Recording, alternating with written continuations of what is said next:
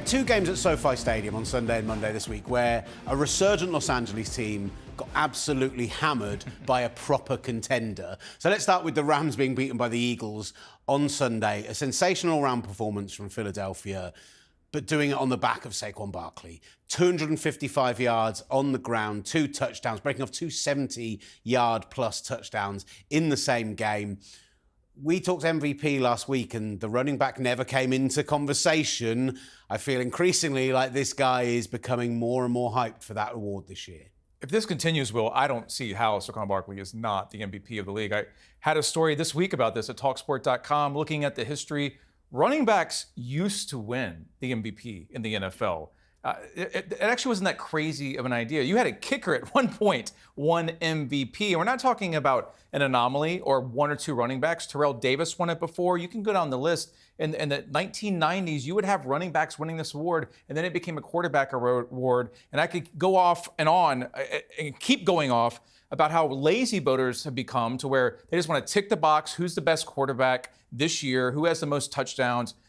That has to change. And this is a reminder of the value of running backs in the NFL. We saw Christian McCaffrey last year, who was a serious MVP candidate, finished number 3 overall. You have Josh Allen, you have Lamar Jackson, but I don't know how right now, if you look at this, that Saquon Barkley is not a favorite, or for me, he is the favorite. He has to keep this going. It's harder than ever, as we all know, to win this as a running back, but he deserves to be in this conversation right now. And I feel like we've been coming on this program for the last 5 or 6 weeks, and I've been mentioning the Eagles and Jalen Hurts, and we're not talking about Nick Sirianni drama anymore. This is a team that's really starting to roll, and right now they look like last year's Eagles, when last year's Eagles were the best team in the NFL. It's difficult because for me, the 9-2 Eagles, way better than last season's 10-1 Eagles. If you actually put the tape on in front of you, and Saquon Barkley is a huge reason why the offense is doing that.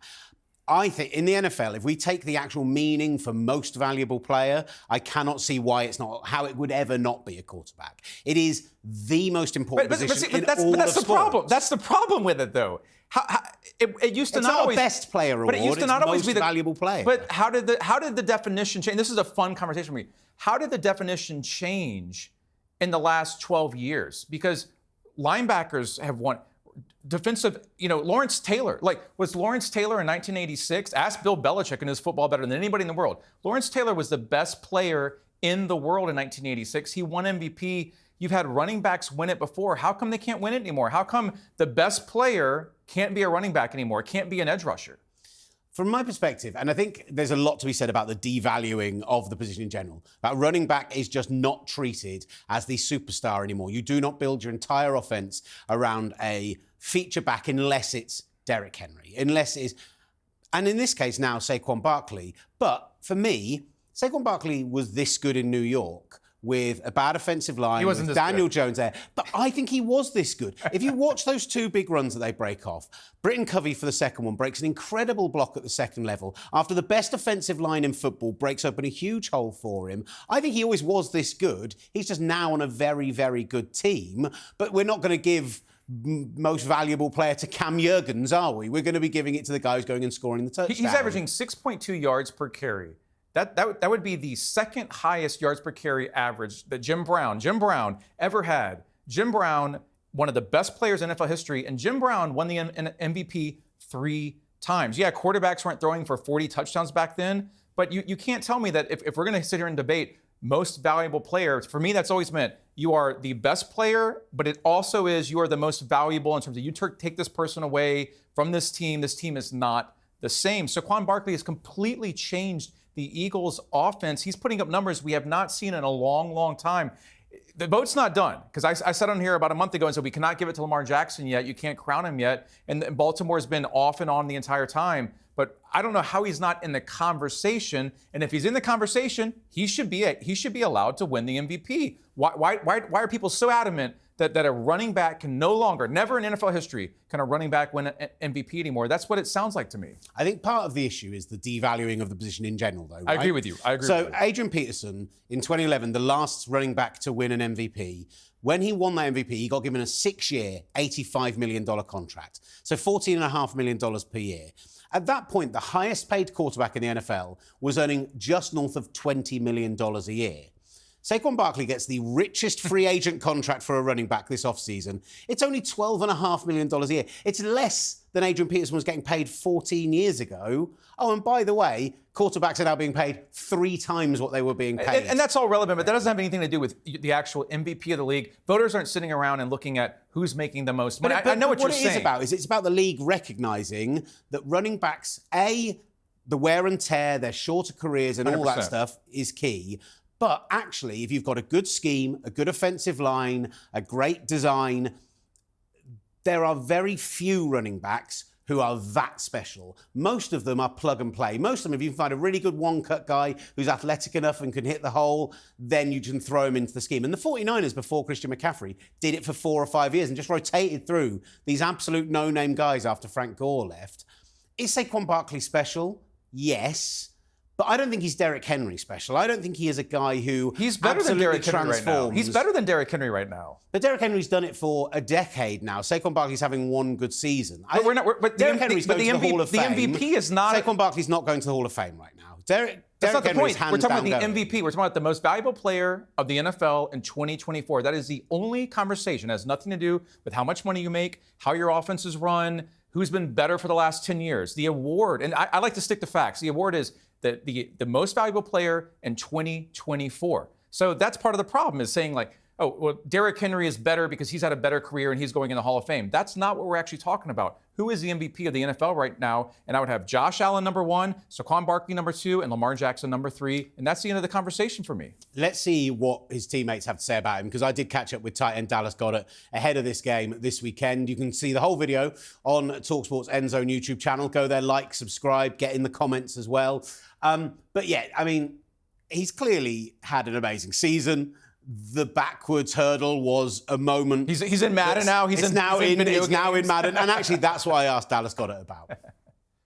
He's iconic for sure. That play, sparked around the world. To get a play that you did, that only you've done on Madden, is pretty special. I heard somebody was using it the other day, and they fumbled when they backwards hurdled, so they were upset about that. But to get a play like that in Madden is special. But that's just the kind of player Saquon is. He's been a huge addition for our offense, and he's an even better guy, which makes it fun to be around him in the locker room, because he just wants the best for the team, and individual success comes second to that. He's a specimen. He was God gifted him with a lot of abilities, but he definitely puts him to work. He's in there early. He's doing treatment. He's been getting a lot of carries for us. So he makes sure his body's right for Sunday. At practice, you see him just bursting through the line just like he does in a game, and it's like, oh my gosh, this dude is special. But it's no surprise what he did and what he's able to be doing in this league ever since he came to this team. And you see him in the weight room lifting heavy weight like it's nothing. And he's just an incredible person.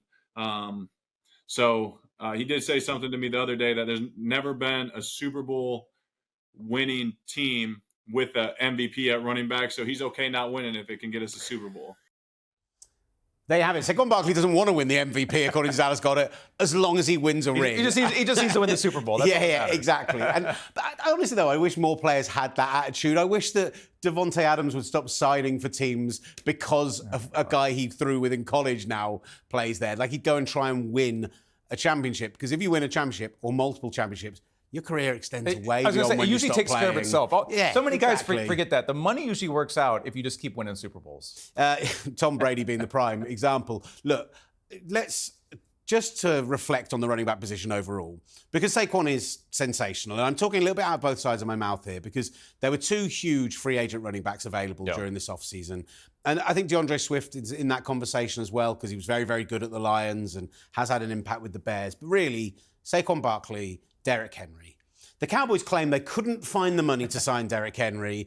At 31 years old, he was a bit rich for their blood. He ends up going and having a sensational season at Baltimore, and is one of the reasons that team is very much in playoff contention. Saquon Barkley is having an MVP-level season, whilst on the other side of it, the New York Giants decided they couldn't possibly afford to pay Saquon Barkley. They lowballed him massively, which is why he looked to leave in free agency. And they've now spent the money they saved on him on Devin Singletary, who is no longer their starting running back, and on Drew Lock, who's not even their backup quarterback. They're starting Tommy DeVito instead of him. Classic New York Giants. It's just as much as I understand and I kind of appreciate why teams aren't paying running backs, when you've got a really good one in your building, finding that extra couple of million to keep him there is surely the right idea. The Philadelphia Eagles are 9-2 and rival the Detroit Lions as the hottest team in the NFL as we speak because they got it right this offseason with Saquon Barkley. I remember when that move happened, we had this all covered at talkSPORT.com, but that sent shockwaves. I was like, oh my gosh, you have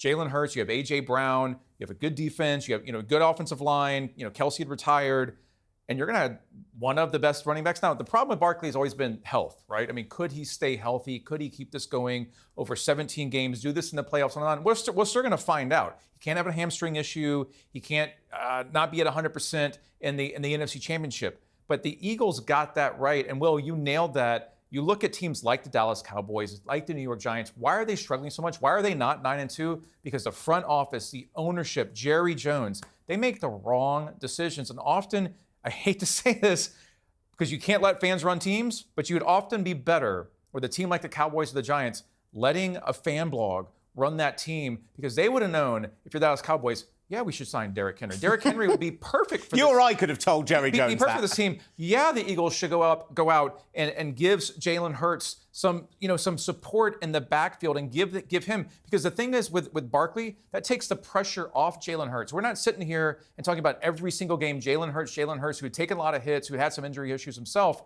This is a dynamic offense right now that is running through Saquon Barkley, and that makes Jalen Hurts getting the Super Bowl much easier for him. Just to take the big picture with the Philadelphia Eagles, from my perspective, losing Brandon Graham after Sunday was a real shocker. He was their best pass rusher, but there's a huge amount of depth on that defensive line. They've done brilliantly in the draft to bring in two rookie defensive backs, Cooper DeJean and Quinion Mitchell, who have both been absolutely sensational.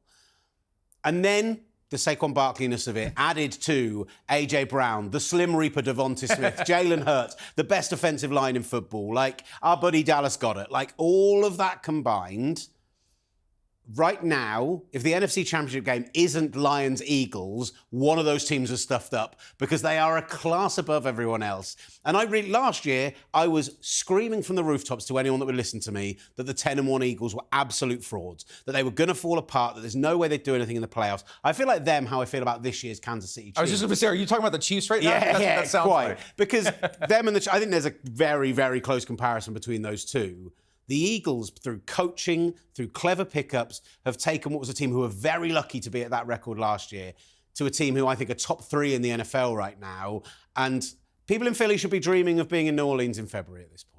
The ironic part is the second they lose one game, half of Philly will want to fire Nick Sirianni. Because that's how it goes in Philly. Dallas got it in that interview, by the way. I asked about the pressure on Sirianni. He kind of went, yeah, Philly fans. And like, even the players know. They're just like, yeah, come on. They lose wild. one game. They lose a game they don't have to win. And they'll be like, Sirianni's gone. He's horrible. Get rid of him. Bring in Bill Belichick.